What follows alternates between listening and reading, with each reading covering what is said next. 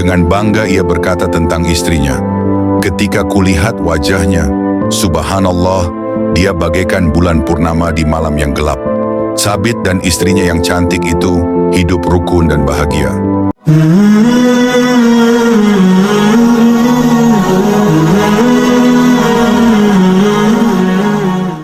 Assalamualaikum warahmatullahi wabarakatuh. Ada seorang laki-laki soleh yang bernama Sabit bin Ibrahim. Pada suatu hari dia sedang berjalan di pinggiran kota Kufah. Tiba-tiba dia melihat sebuah apel yang jatuh keluar dari pagar kebun buah-buahan tersebut. Karena melihat apel berwarna merah marun yang tampak sangat lezat yang tergeletak di tanah itu, membuat air liur Sabit terlihat dan nampak ngiler ingin memakannya, apalagi di tengah hari yang sangat panas, dan memang kondisinya dalam kehausan.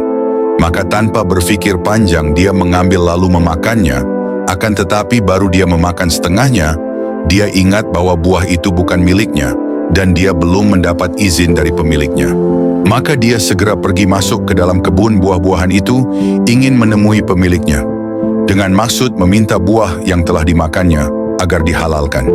Dalam kebun dia bertemu dengan seorang lelaki tua. Langsung saja dia berkata kepadanya, "Aku sudah makan setengah buah apel ini. Aku berharap engkau menghalalkannya." Orang itu menjawab, "Aku bukan pemilik kebun ini. Aku hanya pembantu yang ditugaskan menjaga dan mengurus kebunnya." Dengan nada menyesal Sabit bertanya lagi, "Di mana rumah pemilik apel ini? Aku akan menemuinya dan meminta agar dihalalkan apel yang telah kumakan ini." Lalu si pengurus kebun itu memberitahu dan berkata, "Jika engkau ingin pergi ke sana, maka engkau harus menempuh perjalanan sehari semalam." Sabit bin Ibrahim bertekad akan pergi menemui si pemilik kebun. "Tidak apa-apa, aku akan tetap pergi menemuinya, meskipun rumahnya jauh. Aku telah memakan apel yang tidak halal bagiku dengan tanpa izin pemiliknya." Bukankah Rasulullah SAW sudah memperingatkan kita melalui sabdanya, "Barang siapa yang tubuhnya tumbuh dari sesuatu yang haram, maka ia lebih layak menjadi umpan api neraka," kata Sabit kepada orang tua itu. Kemudian Sabit pergi ke rumah pemilik kebun tersebut, dan setibanya di sana dia langsung mengetuk pintu, dan setelah pintu dibuka oleh si pemilik rumah, Sabit langsung memberi salam dengan sopan seraya berkata, "Wahai Tuan yang pemurah, saya sudah terlanjur memakan setengah buah apel Tuan yang jatuh keluar dari kebun. Karena itu maukah Tuan menghalalkan apa yang sudah kumakan itu?" Lelaki yang ada di hadapan Sabit mengamatinya dengan cermat. Tiba-tiba dia berkata, "Tidak, aku tidak menghalalkannya kecuali dengan satu syarat." Sabit merasa khawatir dengan syarat itu karena takut ia tidak dapat memenuhinya. Dengan segera ia bertanya, "Apa syarat itu Tuan?" Orang itu menjawab, "Engkau harus menikah dengan putriku." Mendengarnya Sabit tidak memahami apa maksud dan tujuan lelaki itu. Maka dia berkata, "Apakah hanya karena aku telah makan setengah buah apelmu yang keluar dari kebunmu, aku harus menikahi putrimu?" Tetapi pemilik kebun itu tidak memperdulikan pertanyaan Sabit. Dia malah berkata, "Sebelum pernikahan dimulai, engkau harus tahu dulu tentang semua kekurangan putriku. Dia seorang perempuan yang buta, seorang perempuan bisu dan tuli, dan juga seorang yang lumpuh." Mendengarnya Sabit terkejut dan heran dengan keterangan si pemilik kebun. Apakah perempuan seperti itu patut dipersunting sebagai istri? Hanya gara-gara setengah buah apel yang tidak dihalalkan. Kemudian si pemilik kebun mengatakan lagi, "Selain syarat itu, aku tidak bisa menghalalkan apa yang telah kau makan." Dengan pasrah, lalu Sabit menjawabnya dengan penuh keikhlasan, "Aku akan menerima pinangan dan perkawinannya. Aku telah bertekad akan mengadakan transaksi dengan Allah. Aku akan memenuhi kewajiban-kewajiban dan hak-hakku kepadanya, karena aku sangat berharap Allah selalu meridaiku.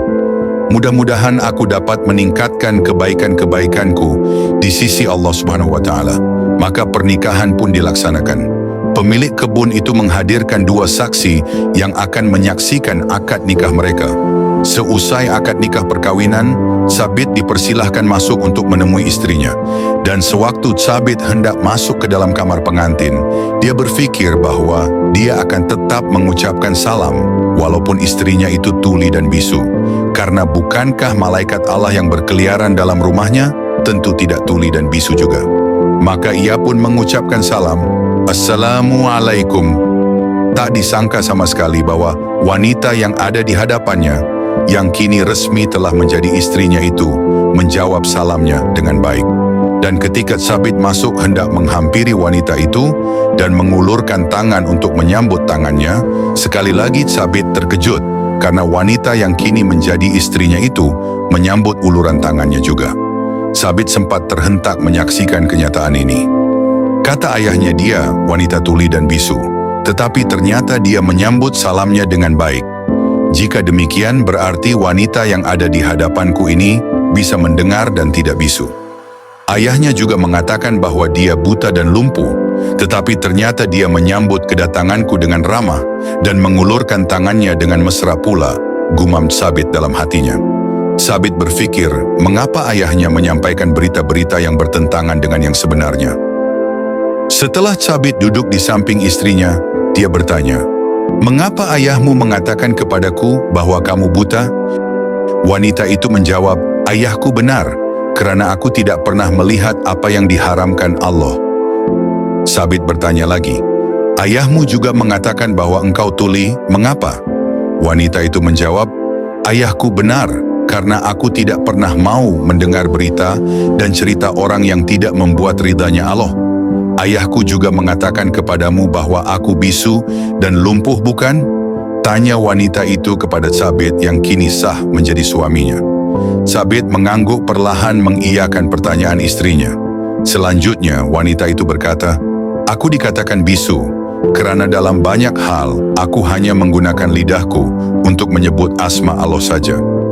Aku juga dikatakan lumpuh karena kakiku tidak pernah pergi ke tempat-tempat yang akan menimbulkan kegusaran Allah." Sabit sangat bahagia mendapatkan istri yang ternyata amat soleh dan merupakan wanita yang memelihara dan menjaga dirinya. Dengan bangga ia berkata tentang istrinya, "Ketika kulihat wajahnya, subhanallah, dia bagaikan bulan purnama di malam yang gelap." Sabit dan istrinya yang cantik itu hidup rukun dan bahagia. Dan tak lama kemudian mereka dikaruniai seorang putra yang ilmunya memancarkan hikmah ke seluruh penjuru dunia. Beliau adalah Al-Imam Abu Hanifah An-Nu'man bin Sabit. Semoga kita mendapatkan keberkahan dari kisah ini, amin ya rabbal alamin. Wassalamualaikum warahmatullahi wabarakatuh.